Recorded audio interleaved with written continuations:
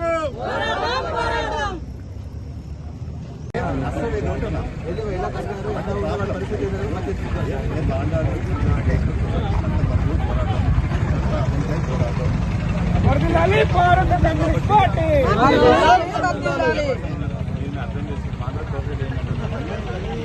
మీరు మా కోఆపరేట్ చేస్తే మేము మీకు కోఆపరేట్ చేస్తాం కదా.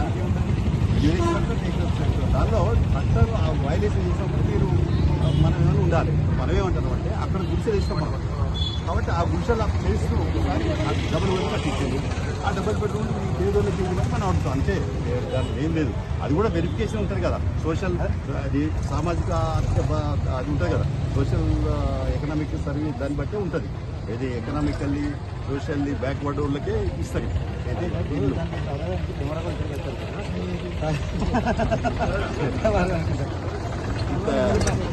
ముందు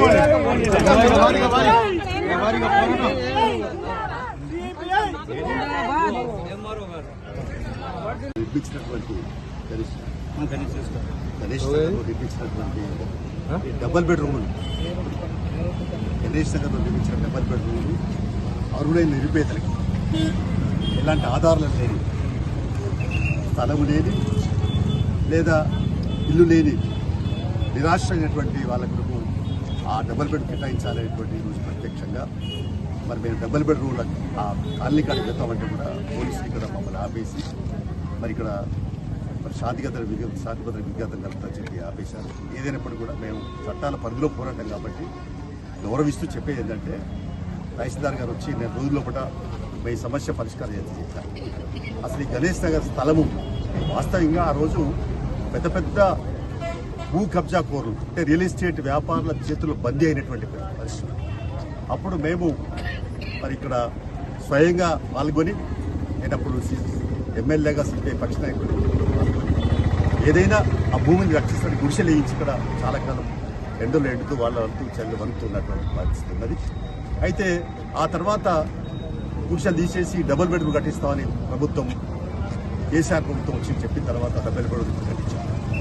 అయినా ఆ రోజు ఎవరైతే అక్కడ గుడిసె వేసుకొని ఉన్నారో, ఎండకి ఎండుతూ వాళ్ళకి నాన్నతో చలి బతికారో వాళ్ళకే ఆ డబుల్ బెడ్ కేటాయించాలని సిపిఐ డిమాండ్ చేస్తున్నది. అందుకని ఆ వెలుతుల్లోనే ఇప్పటికే జిల్లా సెక్రటరీ మరి కలెక్టర్కు అందరికీ వివరాలు ఇచ్చి ఉన్నారు. ఇప్పటికీ తహసీల్దార్ గారే 1 నెల రోజుల టైం లోపల మేము ఖచ్చితంగా మేము చెప్పేది ఏంటంటే ఈ బుర్జువా పెట్టుబడిదారు వ్యవస్థలో పైరవీలు ఎక్కువైపోయాయి. అసలు పేదోడు నలిగిపోతున్నాడు. పేదోనికి ఇళ్ల స్థలం రాదు, పక్కాయింది రాదు.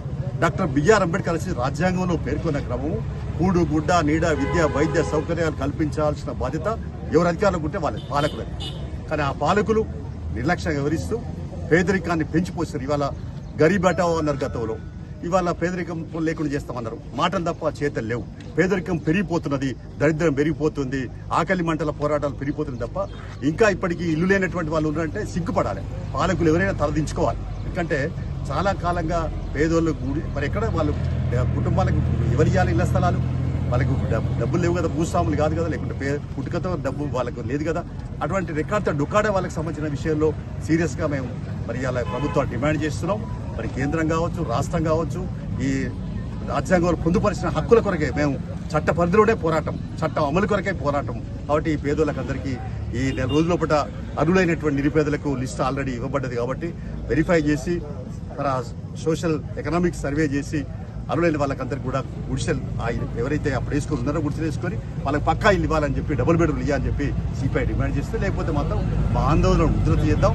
ఇప్పుడు ఇక్కడ కలెక్టర్కి ఇస్తాం, కలెక్టర్ తర్వాత కూడా అక్కడ కేంద్ర మరి అక్కడ రాష్ట్ర ముఖ్యమంత్రికి ఇస్తాం, ముఖ్యమంత్రికి ఇచ్చి అయినా కూడా ఇది ఒక ఎగ్జాంపుల్గా గతంలో మేము పోరాటం చేసిన భూమి కాబట్టి, సిపిఐ చేసిన పోరాటం స్థలం కాబట్టి దీనిపైన తప్పనిసరిగా ప్రభుత్వం దృష్టి తెచ్చి ఈ అర్హులైన పేదలకు డబుల్ బెడ్రూమ్లు వచ్చేదాకా మా పోరాటం ఆగదని ఈ సందర్భంగా హెచ్చరిక చేస్తాం.